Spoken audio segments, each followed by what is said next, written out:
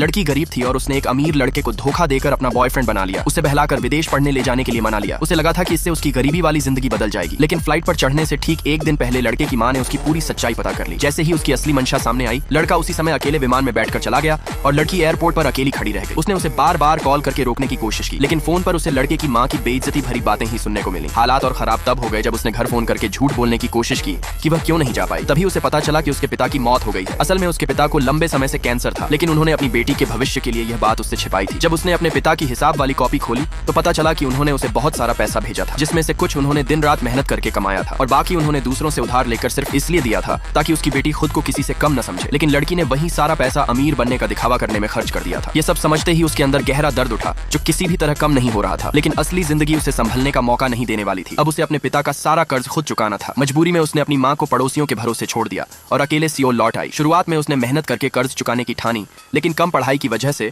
उसे सिर्फ मुश्किल काम ही मिले। दिन में वह पार्किंग में ट्रैफिक संभालती और हर हाल में मुस्कुराना पड़ता। रात में वह रेस्टोरेंट में काम करती जहां ग्राहक उसे परेशान करते और देर रात भी उसे आराम नहीं मिलता क्योंकि उसे एक दुकान में नाइट शिफ्ट करनी पड़ती। फिर भी उसकी जिंदगी में कोई सुधार नहीं आया। एक दिन एक नशे में आदमी दुकान पर आया और बिना वजह उसे अपमानित करने लगा। उसकी नफरत भरी नजरों ने उसे अंदर तक तोड़ दिया। उसने हर जगह नौकरी के लिए आवेदन किया, लेकिन हर जगह डिग्री मांगी जाती। तभी उसे एक नौकरानी की नौकरी दिखी जहां पढ़ाई की जरूरत नहीं थी और जगह भी एक अमीर इलाके की हवेली थी। पैसे की कमी के कारण वह टैक्सी नहीं ले पाई और पैदल ही चढ़ाई चढ़कर वहां पहुंची। लेकिन इंटरव्यू के समय वह अमीर लड़की फोन में ही लगी रही और उसके साथ इंसान जैसा व्यवहार तक नहीं किया। उसी पर लड़की ने ठान लिया कि वह उससे सब कुछ छीन कर रहेगी।